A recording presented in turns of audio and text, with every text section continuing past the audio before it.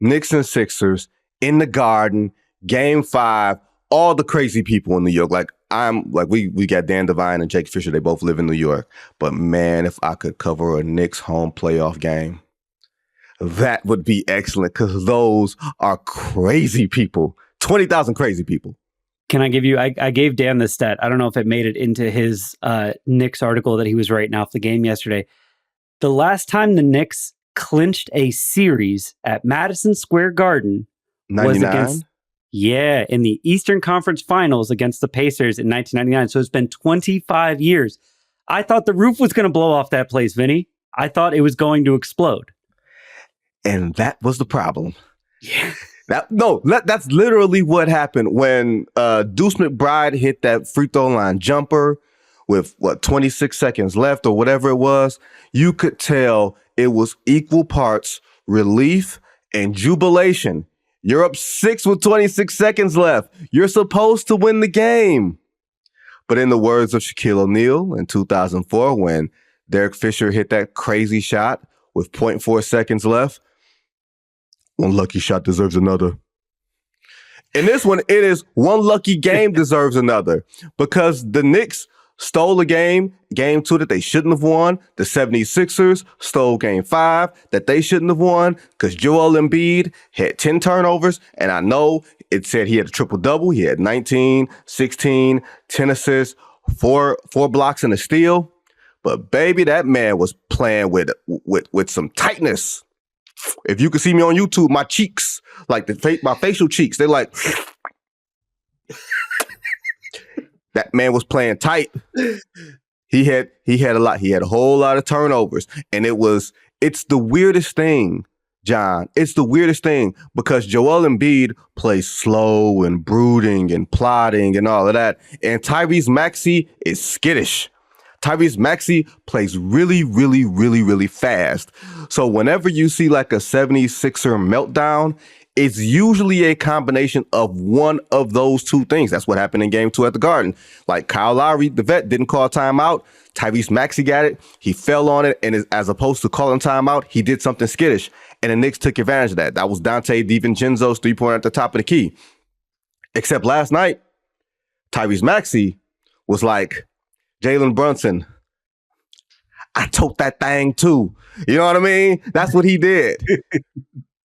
He had the first 3. I don't care if he traveled, y'all. Take y'all refereeing asses on somewhere, right? I don't care. Y'all act like the cops. I see so many people on Twitter. Oh my God, he stepped. I don't care. It wasn't egregious. Not in the days of the James Harden step back. No. We're not doing that here, baby.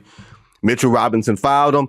And then everybody says, and the reason I asked John, does he watch it as a coach or as a fan? Because everybody assumes foul. Like Charles Barkley last night said it on Inside the NBA. He said, you got to foul. Tyrese Maxey was at half court, y'all. He took a step inside half court. He was literally from the same distance that Steph Curry was at when Steph Curry's double bang in Oklahoma City about 7 or 8 years ago. He was not that far inside the half court line. Mentally, it's just hard. Even though Tibbs is barking from the sidelines, foul. Hey, it's 20,000 fans there. You might not be able to hear even the crazy man's voice cut through that noise.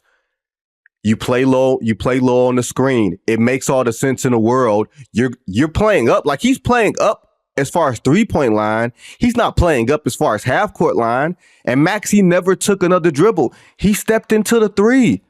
Sometimes you tip your hat. You know what I think? This is what I think about. Remember LeBron's very first game winner in the NBA playoffs? It was 2009 Eastern Conference Finals, Cavs Magic. And Orlando, I want to say maybe it was Hedo Turkoglu. No, it was Rashard Lewis. Rashard Lewis had hit a wing 3 to tie the game. Orlando was up 1-0 in the series. This was one of the greatest LeBron playoff series that he's ever played. I think he averaged 38, 8-8, and he lost in 6 games. But the 2 games that Cleveland won, LeBron put a stamp on. And somehow LeBron got open at the top of the key for a clean butt naked three. And everybody criticized Stan Van Gundy, who was the Orlando coach at the time, for basically the positioning of, maybe it was Michael Petras on the inbounds pass, where it created a line of sight for Mo Williams to throw the ball to LeBron, for LeBron to hit that three. And Stan's walking off the floor in the Cavs celebration. And you know what he did? He gave like the pizza guy look.